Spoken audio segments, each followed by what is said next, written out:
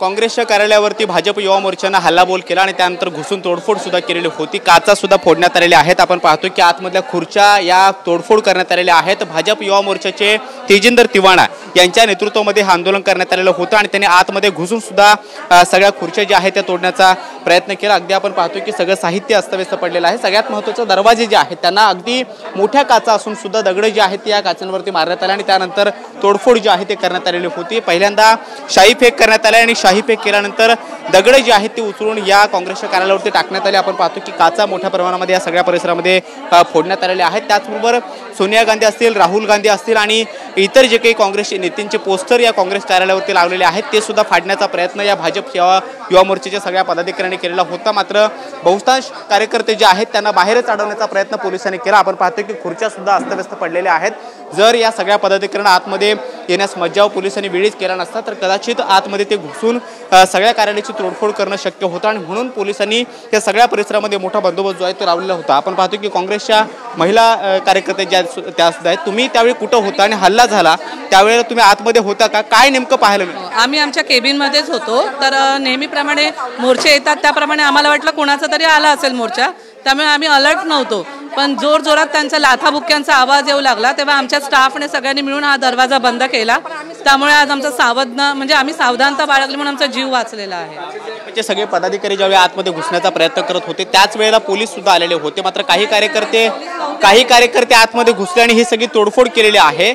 काय किती परिस्थिती कशा पद्धतीची होती? नाही, खूप परिस्थिती गंभीर होती। आम्हाला वाटलं आता काय करतील नी काय नाही। आणि ज्यावेळी त्यांनी हल्ला केला त्यावेळी आम्ही पोलिसांना फोन करून आम्ही एका केबिनमध्ये जाऊन लपून बसलो सगळे स्टाफ आणि आमचे साहेब लोक वगैरे होते इथे, त्यांच्यामुळे आज आम्ही सुरक्षित आहोत। तोडफोड झाली, बाहेर सगळ्या काँग्रेसच्या नेत्यांवरती शाई फेक करण्यात आली आणि दगडफेक सुद्धा करण्यात आली। आतमध्ये तुम्ही त्यावेळेला होतात का? होतो ना, आम्ही आतमध्येच होतो।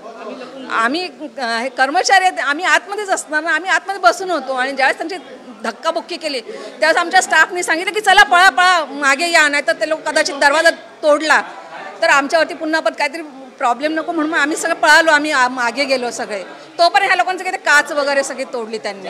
ज्या पद्धतीने हे सगळे कार्यकर्ते आक्रमक झालेले होते भाजप युवा मोर्चाचे, मोठा बंदोबस्त सुद्धा नंतर आला, मात्र सुरुवातीची परिस्थिती काय होती?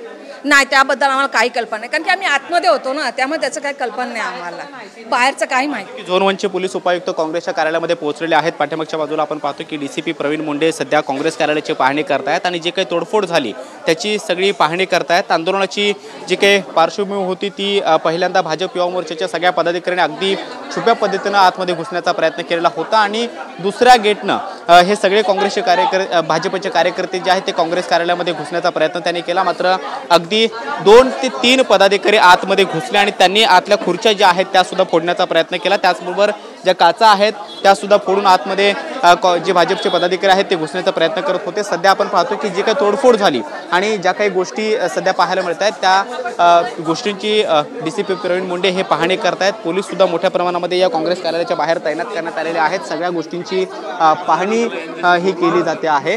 बंदोबस्ताची सगळी तयारी जी आहे ती आता करण्यात आलेली आहे। काँग्रेसच्या काही पदाधिकाऱ्यांची जे सध्या कार्यालयामध्ये उपस्थित आहेत आणि ज्यावेळी भाजपचे युवा मोर्चाचे सगळे पदाधिकारी काँग्रेस कार्यालयावरती धावून आले त्यावेळेला जे लोक आतमध्ये होते त्या सगळ्या लोकांची चौकशी करतायत। खरं तर काँग्रेसचे कार्यकर्ते जे सध्या ऑफिसमध्ये आहेत आणि हल्ल्याच्या वेळी सुद्धा ऑफिसमध्ये उपस्थित होते त्यांच्या तक्रारीवरून या प्रकरणामध्ये भाजप युवा मोर्चाच्या पदाधिकाऱ्यांवरती गुन्हा दाखल करण्याची कार्यवाही जी आहे ती थोड्याच वेळामध्ये सुरू होणार आहे। आपण पाहतो की या सगळ्या घटनेचे जे साक्षीदार काँग्रेसचे कार्यकर्ते आहेत ते सध्या या सगळ्या परिसरामध्ये आहेत आणि मोठ्या प्रमाणामध्ये तोडफोड जी आहे ती झाल्याची दृश्य आपल्याला पाहायला मिळत आहेत। अगदी या काँग्रेस कार्यालयाचा जो काही दरवाजा आहे तो दरवाजा आपण जर पाहिला तर दरवाजाच्या अगदी मधोमध असणारी जी काच आहे ती अतिशय जाड आहे आणि ती काच सुद्धा दगडफेक करून या सगळ्या भाजप युवा मोर्चाच्या पदाधिकाऱ्यांनी फोडली असल्याचं पाहायला मिळतं आहे। पहिल्यांदा कार्यालयाच्या संपूर्ण परिसरामध्ये आपण पाहतो की शाई फेक केलेली होती आणि शाई फेक केल्यानंतर लागलीच आजूबाजूला असणारी जी दगडं आहेत ती सुद्धा उचलून या ठिकाणी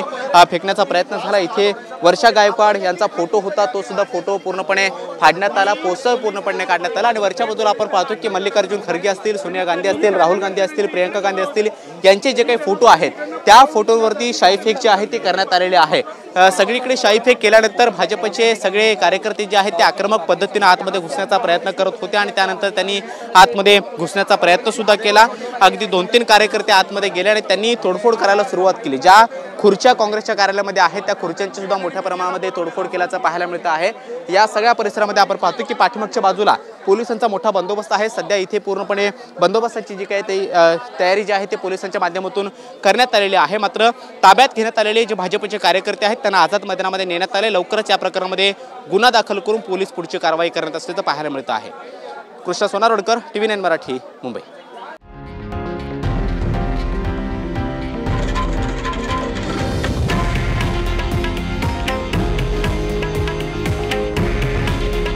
हे आहे देशातील नंबर 1 न्यूज नेटवर्क आणि आपण पाहत आहात TV9 मराठी।